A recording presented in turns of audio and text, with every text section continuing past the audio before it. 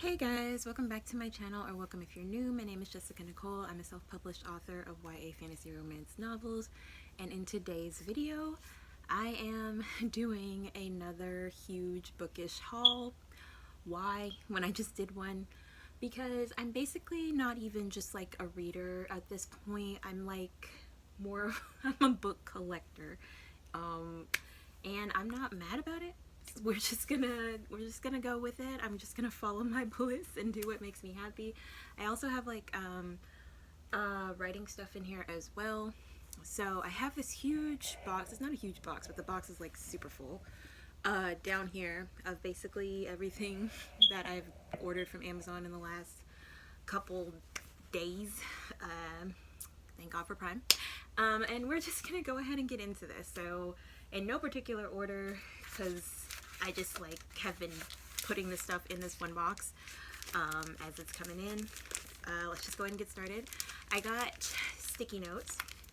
So I specifically wanted these 4 colors. I have 4 packs of pink, 4 packs of green, 4 packs of purple, and 4 packs of blue, because I have decided that ever since I plotted my Act 2 of book 2 in my Crimson Silver duology, that I love plotting with the sticky notes. I love the sticky note method is what I'm calling it.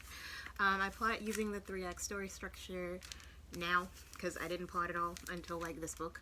And I like having different things assigned to different colors. It helps keep me like on track, make sure I'm including enough romance in my fantasy romance, make sure I'm including enough character development, make sure I am including enough magic and world building, things like that.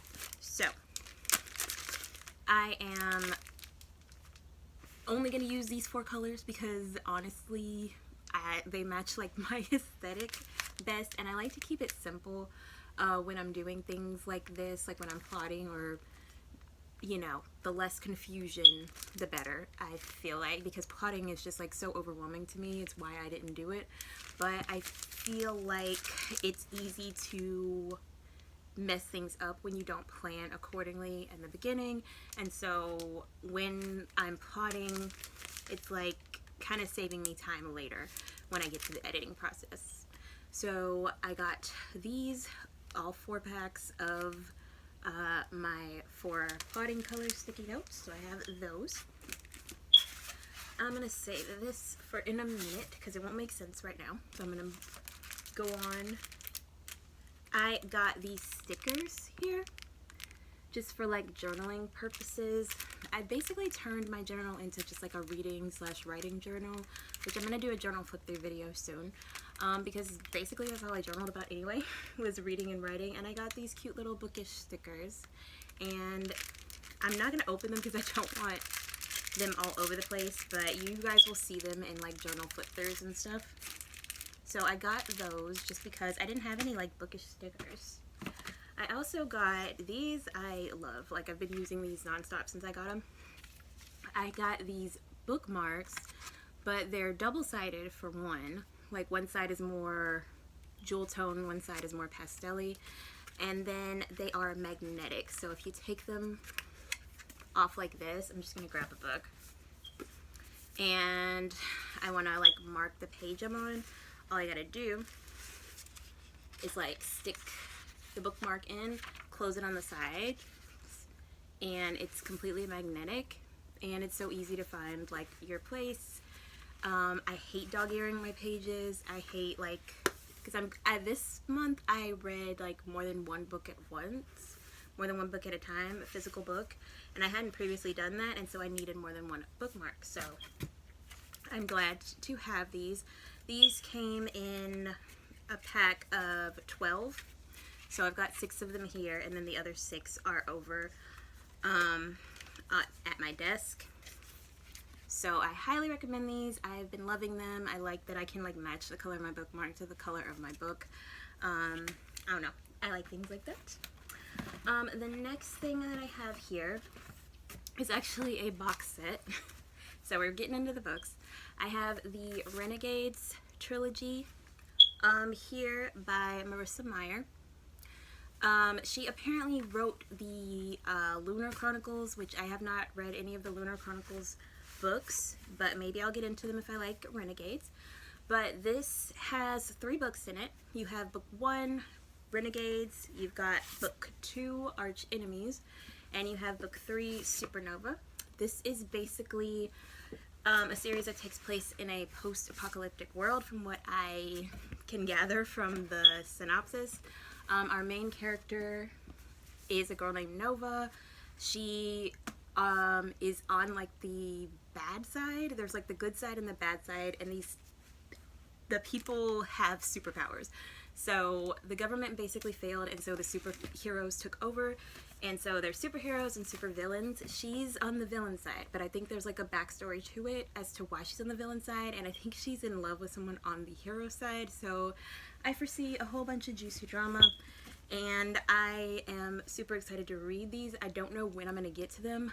I feel like superhero stuff has to be in the summertime, but I don't think I'm going to have room for them on my summer TBR because I'm already going to be reading Shatter Me, which is a long series and kind of has the same kind of subject matter from what I can tell. So this might have to wait for like the winter, but either way, whenever I get to them, I am going to be super excited to see what is actually going on. But I have been loving books where I get to root for the villain lately. I don't know what that's all about, but I have, you know, it is what it is. Speaking of which, I have like 4 dark romance books. So remember back when, way back when I was like reading the first Monsters and Muses book by Sav R. Miller, and I was like, you know, I really enjoyed Promises and Pomegranates, but I don't think I'm going to read any more of these books because this one was really dark, and I feel like I got the tamest, I don't know, one out of the bunch. Well, then I bought Vipers and Virtuosos, and I read that over this month, and I loved that, so I was like, you know what, forget it. I'm just going to buy the rest of the series, and I did, minus the last book. So the last book I did not get because it's not available yet. It comes out June 1st, I feel like it comes out. And I will be getting that one because that's actually the one I'm most excited to read after like reading the backs of them. So I have Oaths and Omissions, I have Arrows and Apologies, and I have Souls and Sorrows. So each one of these follows like a different kind of Greek myth or hero. And Promises and Pomegranates was a Hades and Persephone sort of dark contemporary romance reimagining. Vipers and Virtuosos was Orpheus and Eurydice. This is based on Helen of Troy, the myth of Helen of Troy. Basically what I'm getting from this is that she's the daughter of a powerful man, and she's entering like an arranged marriage with like an equally powerful man to use him, but he knows he's being used, so I don't know what's gonna go down there, but I'm all the way here for it. This one is the one I'm second most excited to read. This one's like a Apollo retelling, and it just gives me Grovel Man vibes because I feel like he's kind of a jerk to her, and she's like not having it, like she doesn't care about who he is. I feel like he's got like all this power and status from reading the back of this, but the main girl doesn't care about that, and so he kind of has to like get his act together before he can like be with her. And plus this cover is gorgeous. I don't know. So I'm excited to read that one. And then you've got Oaths and Omissions. I mean, not Oaths and Omissions, Souls and Sorrows. And this one is low-key kind of scaring me because I feel like this has like some darker undertones than the other ones, which they are all pretty dark, but like the last one I read was about a stalker. These are all by Sav R. Miller, by the way, if I didn't say that. But this one has some extra darkness going on. I don't even know if I can say it on camera. Let's just say like our main girl is in like a situation she doesn't want to be in, where money is exchanged for her. And so, yeah. And the guy, I think, kind of gets her out of that situation. So, yeah. That's this one. So I got the whole series minus the last book, book 6, but I will be getting that one as soon as it comes out in June, just so I have the whole series. Plus I love like Greek mythology. I always have. Let's just keep going with the books, I guess. So I got these 2 books, both by Margaret Owen. I read Little Thieves by Margaret Owen last year, and then I wanted to try out more of her work, so I have The Merciful Crow and The Faithless Hawk. These are part of a duology, so they're companion novels. I'm pretty sure they follow the same characters from book 1.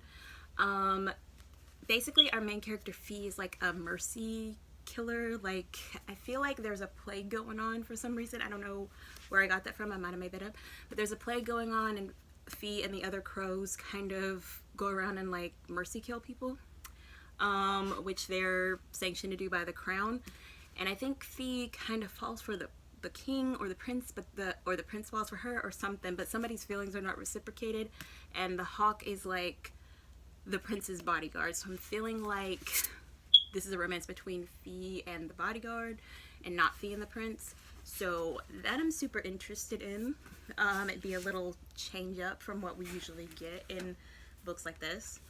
I got the 2nd and 3rd book in the like Hades and Persephone. I told you guys I love Greek mythology. In the Hades and Persephone Touch of Darkness trilogy. So I got A Touch of Ruin and A Touch of Malice. Not sure the reading order. I'm gonna have to check it before I start reading, but I got those. This is basically just a retelling, not really, this is like a retelling, but it's not like the Monsters and Muses series where it's like contemporary romance, totally different characters, just following some of the same vibes from the original stories. I think this is like a riff on the original story, so I think they're actually like gods, and it's just kind of like expanding on the story and putting them in like new different situations. So excited to read these. Don't know when I'm gonna get to them. Again, I keep like buying books, but I'm excited to read them. These next 2, I do know when I'm gonna get to them. I am actually going to be reading this one, Everything Everything by Nicola Yoon, in May. And I watched this movie forever ago, and I remember really loving it. So I want to see how the movie compares to the original source material of the book. Y'all, look at these pages. I love when books do this. Like when, that one's my favorite. Hold on. I was looking at it over the weekend. I love when when the pages are different, like when there's words, but there's like drawings or text messages or emails or like newspaper clippings and things like that. And like almost every other page is like that. And so I feel like that's going to make this like a fun, enjoyable read. This is basically about a girl named Maddie. She has this horrible illness where she can't like be in contact with other people. So she basically lives her life in a bubble. A boy moves in next door, and they basically begin like this romance that kind of feels really tragic to me. And we're just going to see how it goes, see how it plays out. So this is a YA romance. I'm just really excited to read this. I feel like it's going to be light and fun, even though it deals with like some heavier subject matter. And then this other book by Nicola Yoon, I wanted to get Everything Everything, and then I saw that she wrote this one as well. She also wrote The Sun Is Also a Star, and I'm going to see if I enjoy her writing, and then I might pick that one up as well. But this one just sounded really interesting for me. This is Instructions for Dancing. And the cover is gorgeous, by the way. I love her covers. They're so pretty. But I was drawn in by the cover, and then the synopsis is basically about a girl, and it sounds like she is like very reserved and closed off, but she starts taking these dance classes, and her dance partner is like this really like wild child of a dude who kind of brings her out of her shell, it feels like. So I am excited to read this in the summer. It's super short. It looks like it's going to be a really quick read, just a fun little YA romance, and it gives me all the summer feels just from the cover and the synopsis. So I don't know. I think that'll be cool to just like sit down in June or July and read that one. Okay, got even more books here. The next 3 books I've already read. I read them this past month. I got the Shadow and Bone trilogy. I have Shadow and Bone, Siege and Storm, and Ruin and Rising. I will be talking about these more in my April, was it April? Yeah, my April wrap up. But basically these follow a girl named Alina Starkov. She is an orphan turned soldier, turned Grisha. So she is part of this group of people in her country of Ravka who are called Grisha. They are basically like these people gifted with control over the small science, which can be broken down into 3 categories. There are Corporalkai, which can either heal you or kill you. They are healers or heartrenders. There's the Etherealkai, which Alina belongs to. It's the order of summoners, so they can control one of the elements, or light or darkness. And then there are the Materialkai, which are the fabricators. They're like craftsmen and artisans. They can like manipulate things we can already see, so like textiles or metals or things like that. So Alina is a very important Grisha, is all I will say. And so she's a very powerful Grisha, even though she did not know she had any powers, and so it makes people want to use her for their own gain. Alina's having none of that, and so we just follow her journey through all of that. It's a very dangerous journey, it's a very heartwarming journey, and I just enjoyed these books so much. I highly, highly recommend them, and yeah, can't say enough good things about them. I liked them so much that I decided to get decor that was gonna match them. So like when I put them up on my bookshelf, I now have these 2 little deer, because the stag is very important in Shadow and Bone. It's literally on the first book cover and mentioned over and over and over throughout the series. So I have this golden deer figurine that I'm gonna put on my Shadow and Bone shelf. And then it came in a 2-pack. So I have this cute little one as well. This one's just the deer in like a kneeling position. So those are adorable and I love those. I have a little bit more decor here. I just got these in the Target dollar spot. They were $3 for the both of them. They're just like these little glass vase jar things, and I just got those for bookshelf decor as well. And then I have 3 more books, which I also got in a box set. I don't get the box sets to keep the box per se. I get the box sets because it's usually a cheaper deal, and then you know all 3 of the books are going to be the same size, or both of the books are going to be the same size, or whatever.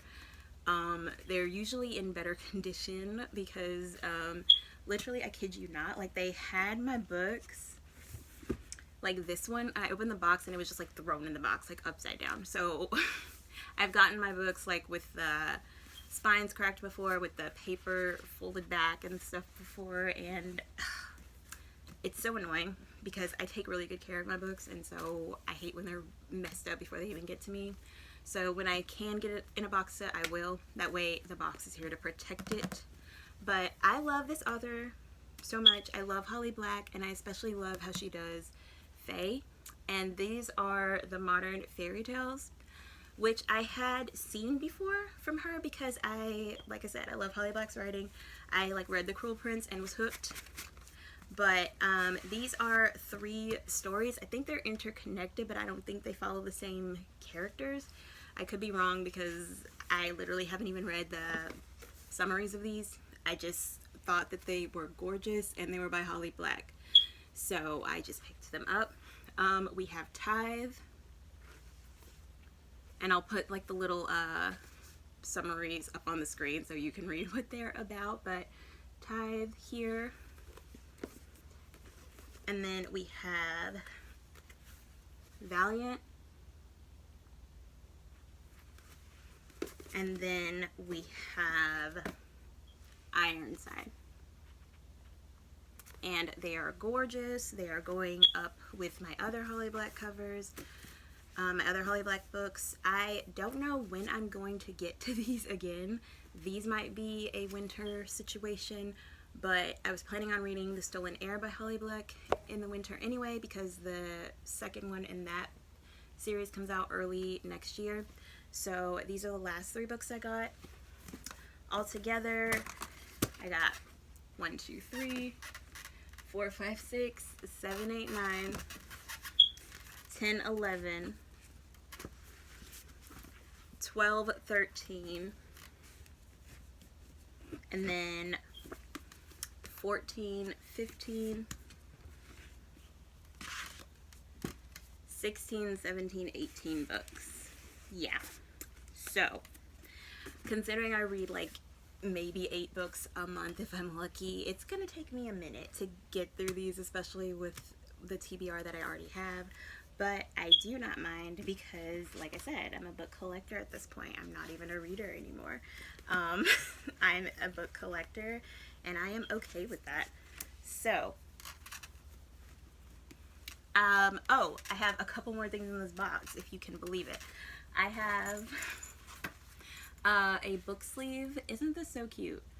I got this for when I'm carrying my books around with me, because I do that from time to time.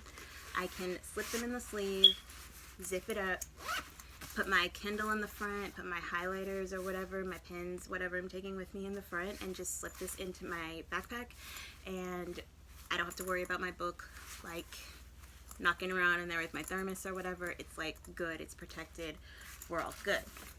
So I got one of those, have been getting a ton of use out of it already. And then I got some new pins, mostly for writing.